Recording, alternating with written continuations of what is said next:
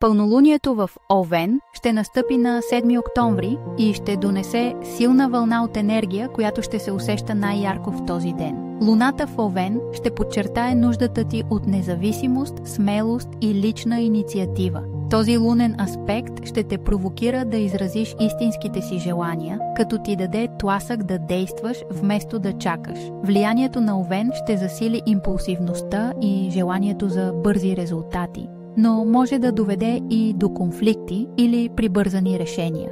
За да използваш тази енергия градивно, насочи ентусиазма си към лични проекти, спорт или нови начинания, но избягвай да реагираш остро на околните.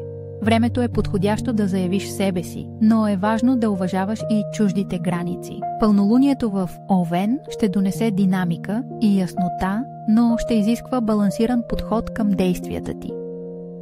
Щастлива съм, че си тук. Харесването и абонаментът ти ще ми дадат още сили да творя.